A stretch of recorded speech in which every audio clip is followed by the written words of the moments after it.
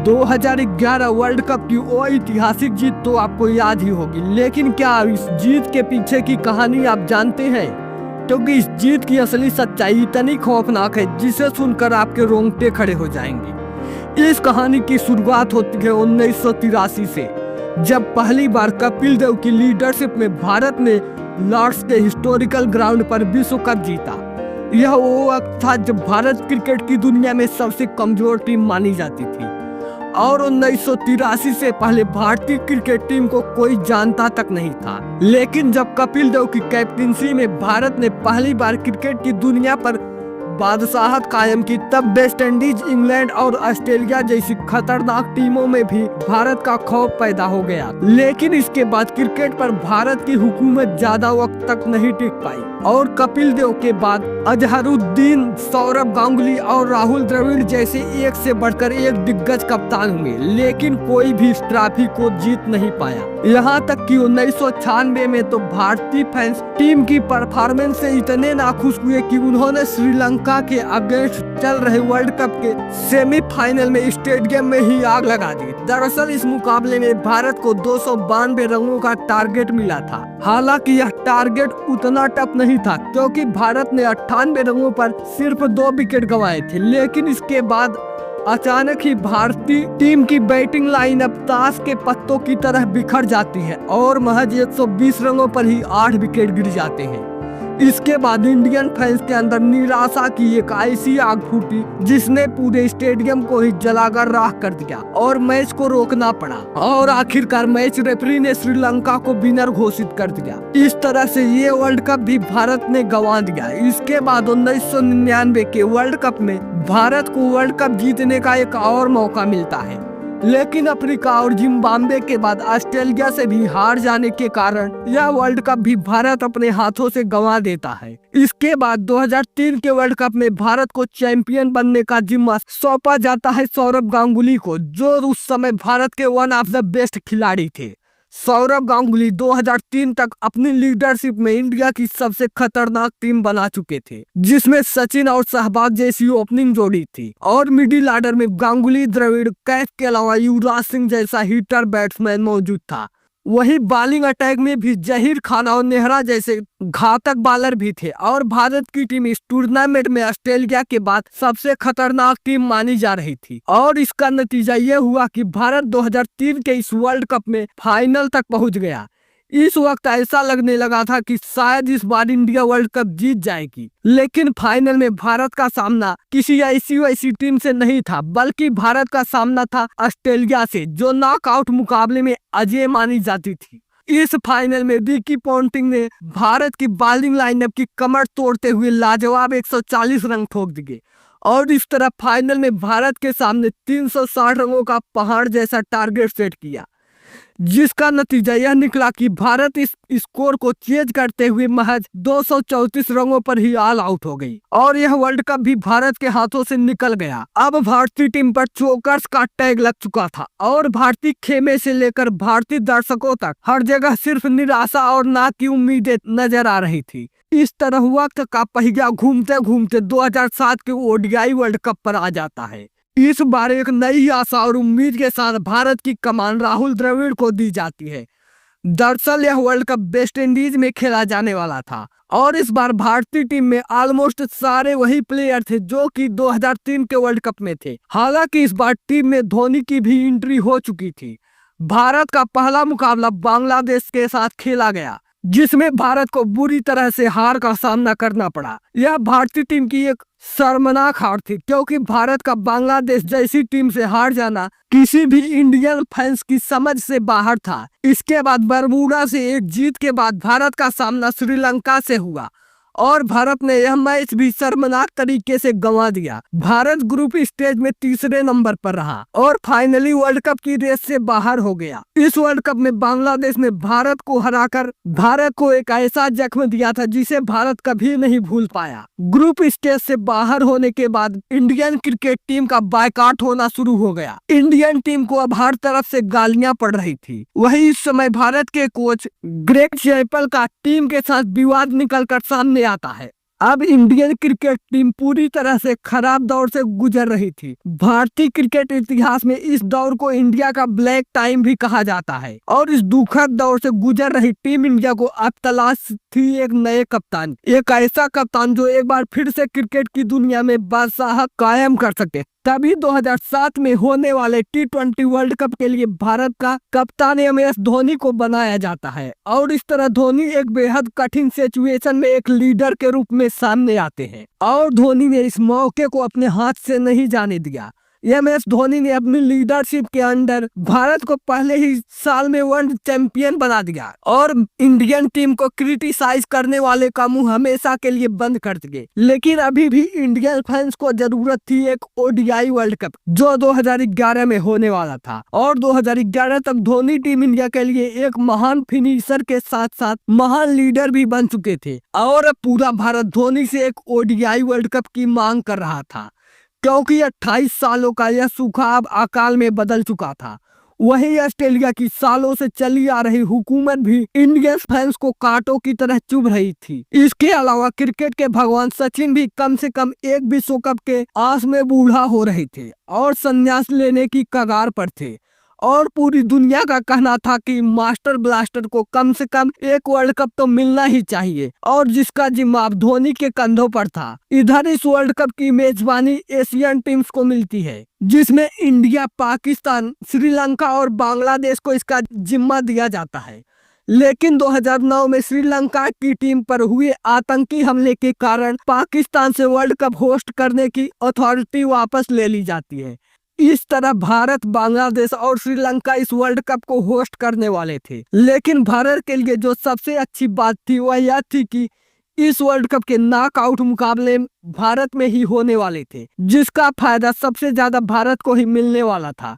वही टूर्नामेंट से पहले क्रिकेट के भगवान यानी सचिन ने यह अनाउंस कर दिया था कि इस वर्ल्ड कप के बाद से वो संन्यास ले लेंगे, जो कि टीम के लिए एक बड़ी जिम्मेदारी बन गई थी कि सचिन की विदाई कम से कम एक वर्ल्ड कप के साथ तो होनी ही चाहिए, क्योंकि सचिन तेंदुलकर एक वर्ल्ड कप की आस में बूढ़े होते जा रहे थे। लेकिन उनका सपना था कि वो वर्ल्ड कप जीत कर ही रिटायर होंगे और इस तरह यह वर्ल्ड कप सचिन का लास्ट वर्ल्ड कप होने वाला था। हालांकि यह वर्ल्ड कप भारत के लिए उतना आसान नहीं होने वाला था, क्योंकि ऑस्ट्रेलिया, अफ्रीका, श्रीलंका के अलावा पाकिस्तान जैसी वर्ल्ड क्लास टीमें अपने प्राइम दौर से गुजर रही थी। लेकिन उधर भारत के पास भी एक से बढ़कर एक खूंखार शेर मौजूद थे और हर खिलाड़ी मैदान पर जीतने के लिए कुछ भी कर गुजरने को तैयार था। और इन सब के अलावा इस बार महेंद्र सिंह धोनी जैसा मास्टरमाइंड, फिनिशर और सातिर कप्तान भी टीम में मौजूद था। अब 2011 का वर्ल्ड कप शुरू होता है, जहां भारत का पहला मैच बांग्लादेश से था।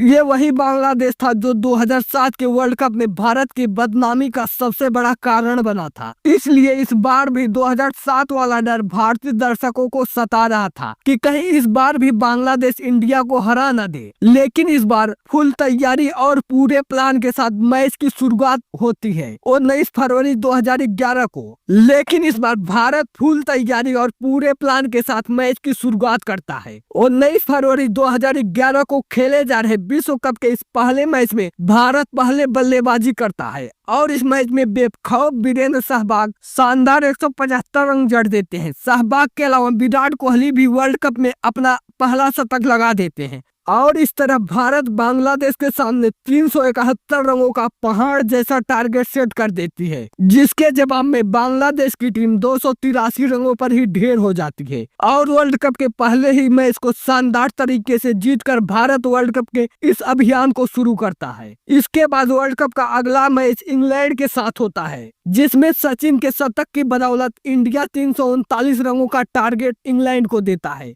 लेकिन इंग्लैंड की जबरदस्त बैटिंग की बदौलत यह मैच टाई हो जाता है और यह इस वर्ल्ड कप में इंडिया के लिए चिंता की बात थी और सारे फैंस काफी निराश थे, क्योंकि इस टूर्नामेंट में अब तक जहीर खान के अलावा कोई भी बॉलर कोई खास परफॉर्म नहीं कर रहा था। हालांकि इसके बाद आयरलैंड और नीदरलैंड को हराकर भारतीय टीम अपनी सिचुएशन को मजबूत कर लेता है। अब अगला मैच अफ्रीका से होता है, जिसमें भारत को हार का सामना करना पड़ता है और अब भारत के लिए लीग स्टेज का आखिरी मुकाबला बचा हुआ था, जो कि वेस्ट इंडीज के अगेंस्ट चेन्नई के मैदान पर खेला जाना था। और इस मैच में भी टीम इंडिया पहले बैटिंग करती है और जब शुरुआती ओवर में सचिन बैटिंग पर थे तभी एक अंदर आती हुई बॉल पर कैरिबियन प्लेयर्स आउट की अपील करते हैं, लेकिन अंपायर इस अपील को नकार देते हैं। लेकिन उधर सचिन तेंदुलकर अपनी ईमानदारी दिखाते हुए वापस पवेलियन चले जाते हैं, जो कि सभी इंडियंस के लिए प्राउड मोमेंट था। और शायद यही रीजन है कि सचिन को क्रिकेट की दुनिया में भगवान के नाम से जाना जाता है। सचिन के बाद इंडियन बैटिंग लाइनअप ज्यादा देर तक नहीं टिक पाती है, लेकिन इस मैच में युवराज सिंह आखिर तक डटे रहे। गर्मी के कारण इस मैच में युवराज सिंह की हालत बेहद गंभीर हो गई थी और बीच मैदान में उनसे कई बार कहा गया कि वो रिटायर्ड हार्ट हो जाए, लेकिन इन सब हालातों के बाद भी वह हांफते दौड़ते एक छोर को थामे रहे और शानदार 113 रनों की पारी खेलकर भारत को 268 रनों तक पहुंचा देते हैं। और इस मैच के बाद युवराज सिंह के फेफड़ों में ट्यूमर की खबर पूरे देश में फैल जाती है। वहीं दूसरी तरफ इस टारगेट को चेज करने के लिए वेस्टइंडीज ने लाजवाब शुरुआत की, लेकिन भारत की कसी हुई गेंदबाजी के आगे वे ज्यादा देर तक नहीं टिक पाए और नतीजा यह हुआ कि वेस्टइंडीज 188 रनों पर पूरी तरह से कोलैप्स कर जाती है और भारत लीग स्टेज में 4 जीत के साथ क्वार्टर फाइनल में पहुंच जाता है। लेकिन यह उनका मुकाबला होना था ऑस्ट्रेलिया से, जो भारत के लिए हमेशा से नाइटमेयर साबित होती रही है। और इस बार भी क्रिकेट पंडित भारत की हार का अनुमान लगाने लग गए थे, लेकिन इस बार भारत इस वर्ल्ड कप में कुछ अलग ही इरादे के साथ खेल रहा था और भारतीय शेरों को हराना इतना आसान नहीं था। इस तरह से ये मैच स्टार्ट होता है और ऑस्ट्रेलिया पहले बैटिंग करते हुए रिकी पोंटिंग के शतक की बदौलत 260 रन बनाती है। वैसे तो यह टारगेट आसान लग रहा था, लेकिन ब्रेट ली और मिचेल जॉनसन जैसे खूंखार गेंदबाजों के सामने यह टारगेट उतना आसान नहीं था। भारत ने वीरेंद्र सहवाग का विकेट जल्दी खो दिया, लेकिन इसके बाद सचिन और गंभीर ने भारत को संभाला और दोनों ही बैट्समैन ने 50 रन जड़ दिए। लेकिन इसके बाद भारत जब एक बार फिर से मुश्किल में दिखाई पड़ा तब युवराज सिंह ने सुरेश रैना के साथ मिलकर भारत को जीत की दहलीज पर पहुंचाया और 48वें ओवर की दूसरी बॉल पर ब्रेट ली की गेंद पर चौका जड़कर भारत ने क्रिकेट की दुनिया से कंगारुओं की बादशाहत को छीन लिया। और इस जीत के साथ युवराज सिंह अपने घुटनों पर बैठकर शेर की तरह दहाड़कर सेलिब्रेशन कर रहे थे, मानो कंगारुओं से यह कह रहे थे कि अब क्रिकेट का नया बादशाह भारत बन चुका है। और इस तरह भारत सेमीफाइनल में पहुंच जाता है, जहां उसका सामना अपने सबसे बड़े दुश्मन यानी पाकिस्तान से होने वाला था। पाकिस्तान इस सेमीफाइनल में ऑस्ट्रेलिया और वेस्टइंडीज जैसी टीमों को हरा कर आया था, यानी इस सेमीफाइनल में कांटे की टक्कर होने वाली थी। इंडिया और पाकिस्तान दोनों देशों के प्राइम मिनिस्टर की मौजूदगी में ये मैच शुरू होता है। ये मैच धोनी पहले बैटिंग करने का फैसला लेते हैं। हालांकि अच्छी शुरुआत के बाद भारत की बैटिंग लाइनअप उतना खास परफॉर्म नहीं कर पाती और सचिन के 85 रनों के दम पर भारत 260 रनों का स्कोर खड़ा करता है। इस मैच में सचिन को 5-5 जीवन दान मिले थे, जो भारत के लिए बड़ा फैक्टर साबित हुआ। 260 रनों के जवाब में पाकिस्तान इंडियन बॉलिंग अटैक के सामने 231 रनों पर ही ढेर हो जाती है और इस तरह भारत इस ऐतिहासिक जीत के साथ फाइनल में पहुंच जाता है। इस वक्त भारत में क्रिकेट को लेकर एक अलग ही माहौल बन गया था। देश के कोने कोने में बस क्रिकेट की ही चर्चाएं हो रही थी और अब फाइनल में भारत का सामना श्रीलंका से होने वाला था। उस वक्त श्रीलंका की टीम में कुमार संगकारा, दिलशाद और महिला जयवर्धने जैसे दिग्गज बल्लेबाजों के अलावा लतीश मलिंगा और मुथैया मुरलीधरन जैसे वर्ल्ड क्लास और खतरनाक बॉलर्स थे, जिसके सामने मैच जीतना इतना आसान नहीं होने वाला था। इसी बीच तारीख आती है 2 अप्रैल 2011, मुंबई का वानखेड़े स्टेडियम इस कदर भर जाता है कि पूरे स्टेडियम में पैर रखने की भी जगह नहीं थी। बॉलीवुड स्टार से लेकर अंबानी अडानी ऐसा लग रहा था कि मानो पूरा देश वानखेड़े स्टेडियम में पहुंच गया हो और पूरे देश की बस यही ख्वाहिश थी कैसे भी करके यह वर्ल्ड कप भारत जीत जाए। और इस तरह इस महामुकाबले की शुरुआत होती है। इस दिन भारत की सड़कों पर सन्नाटा पसरा हुआ था। रेडियो से लेकर टीवी तक हर स्क्रीन के सामने करोड़ों चेहरे भारत की जीत की आस लगाए हुए बैठे थे। वहीं दूसरी तरफ श्रीलंका 4-4 चेंजेस के साथ यह फाइनल मैच खेलने उतरती है और पूरे देश में रोमांच चरम सीमा पर पहुंच गया था।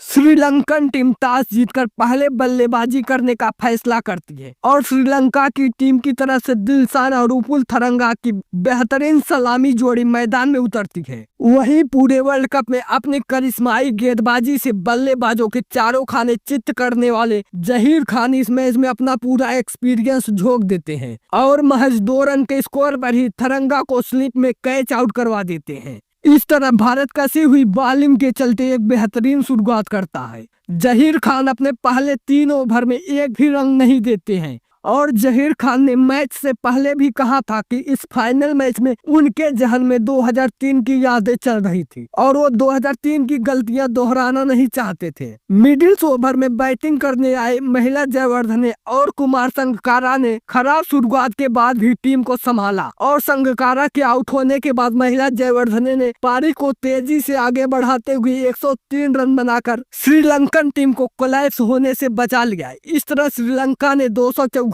रन बना डाले और अब भारत को वर्ल्ड चैंपियन बनने के लिए 275 रनों की जरूरत थी। पिच क्यूरेटर सुधीर नायक ने मैच से पहले ही 270 रनों को विनिंग स्कोर बता दिया था। वहीं पिछले 9 में से 2 वर्ल्ड कप पहले बैटिंग करने वाली टीम ने ही जीते थे। इस तरह परिस्थितियां भारत के खिलाफ जा रही थी, लेकिन इन सब के बावजूद भारत को अपनी बैटिंग पर पूरा भरोसा था और अब मास्टर ब्लास्टर और बेखौफ वीरेंद्र सहवाग ओपनिंग के लिए मैदान पर उतरते हैं। लेकिन करोड़ों इंडियन फैंस को सदमा तो तब लगता है जब मैच की दूसरी ही बॉल पर सहवाग मलिंगा का शिकार हो गए। भारत को ताबड़तोड़ शुरुआत देने वाला सहवाग अब करोड़ों फैंस की उम्मीदों को लेकर पवेलियन जा रहा था। इसके बाद भारत इस सदमे से उभर ही रहा था कि तभी 7वें ओवर की दूसरी ही बॉल पर सचिन भी मलिंगा का शिकार बन गए। लेकिन तभी गौतम गंभीर का साथ देने के लिए विराट कोहली मैदान पर आते हैं। विराट और गंभीर 83 रनों की एक लंबी साझेदारी करते हैं और इस पार्टनरशिप की सबसे खास बात यह थी कि इसने विकेट बचाने के साथ साथ रन रेट को भी नहीं रुकने दिया और श्रीलंका के सारे मंसूबों पर पानी फेर दिया। इसी बीच 35 रन बनाकर विराट कोहली आउट हो जाते हैं और अब एक बार फिर से भारत को पार्टनरशिप की जरूरत थी जो गंभीर के साथ मिलकर भारत को जीत की दहलीज तक पहुंचा सके। और ऐसे मौके पर भारत की करोड़ों उम्मीदों का मोर्चा संभालने खुद MS धोनी मैदान पर आते हैं और श्रीलंका के साथ साथ भारत को भी हैरत में डालते हुए युवराज की जगह 5वें नंबर पर उतरते हैं। सभी के लिए धोनी का यह प्रमोशन अजीबोगरीब था क्योंकि पूरे टूर्नामेंट में धोनी का बल्ला खामोश था और पूरे टूर्नामेंट में शांत धोनी का बल्ला फाइनल में खूब गरजा, जिस गरज को सुनकर श्रीलंका के खिलाड़ियों का दिल दहल उठा। लेकिन वहीं दूसरी तरफ टीम का जिम्मा गंभीर अपने कंधों पर संभालते हुए और धीरे धीरे भारत को जीत की तरफ ले जा रहे थे। चौथे विकेट के लिए धोनी और गंभीर ने शानदार 109 रन जोड़े, लेकिन अफसोस कि 97 रनों के स्कोर पर गंभीर अपना विकेट गंवा देते हैं और ऐतिहासिक शतक से चूक जाते हैं। लेकिन गंभीर की ये 97 रन कई शतकों के बराबर थे। इसके बाद युवराज सिंह के साथ मिलकर धोनी भारत को जीत के नजदीक ले जाते हैं और आखिर में धोनी ने एक ऐतिहासिक छक्का लगाया जिसके लिए पूरा भारत कई अरसे से बेताब था। अब भारत का 28 सालों बाद वर्ल्ड कप जीतने का सपना हकीकत में बदल चुका था। पूरे देश की आंखों में आंसू झलक रहे थे। ढोल थाली बॉटल जो कुछ भी मिलता भारतीय आवाम उसे पीट कर जश्न मना रही थी। सच्चाई तो यह थी कि ऐसा जश्न मैंने आज तक नहीं देखा और शायद ही भारत को ऐसा जश्न कभी दोबारा देखने को मिले। सचिन को कंधों पर बैठाकर विदाई देने से लेकर गैरी क्रस्टन को कंधों पे बैठाकर जश्न मनाना और तिरंगों के साथ मैदान पर ऐतिहासिक लम्हे बिताने तक ऐसे कई यादगार लम्हे देखने को मिले जिन्हें भारत का इतिहास कभी नहीं भुला सकता। इस मैच में प्लेयर ऑफ द मैच का अवार्ड धोनी को दिया जाता है जो कि वो डिजर्व भी करते हैं, लेकिन इसके अलावा प्लेयर ऑफ द टूर्नामेंट का अवार्ड युवराज सिंह को दिया गया था। वैसे तो इस वर्ल्ड कप को जिताने में भारत के सारे खिलाड़ियों का कंट्रीब्यूशन था, लेकिन ऐसा लगता है युवराज सिंह के कुशल कंट्रीब्यूशन को लोग आज भूल चुके हैं। आज कोई भी उनकी बात तक नहीं करता है और वर्ल्ड कप जीतने का सारा क्रेडिट महेंद्र सिंह धोनी को दे दिया जाता है। लेकिन वर्ल्ड कप की असली सच्चाई तो यह है कि युवराज सिंह ने इस वर्ल्ड कप में भारत के लिए उस वक्त परफॉर्मेंस निकाल कर दी जब वह कैंसर जैसी जानलेवा बीमारी से जूझ रहे थे।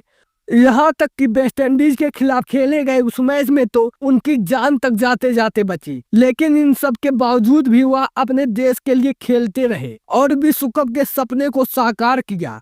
यह 2011 वर्ल्ड कप की खौफनाक सच्चाई है जिसे ज्यादातर लोग आज जानते ही नहीं या फिर भूल चुके हैं। खैर, असल मायने में तो सच यह है कि पूरी टीम की बदौलत ही कोई टीम वर्ल्ड कप जैसे टूर्नामेंट को जीत पाती है। दोस्तों, आपकी नजर में 2011 के वर्ल्ड कप का असली हीरो कौन है? हमें कमेंट में जरूर बताएं। और अगर हमारी यह वीडियो पसंद आई हो तो लाइक करके चैनल को सब्सक्राइब जरूर कर लेना, क्योंकि आगे बहुत ही शानदार वीडियो आने वाली हैं। मिलते हैं अगली वीडियो में, तब तक के लिए नमस्कार।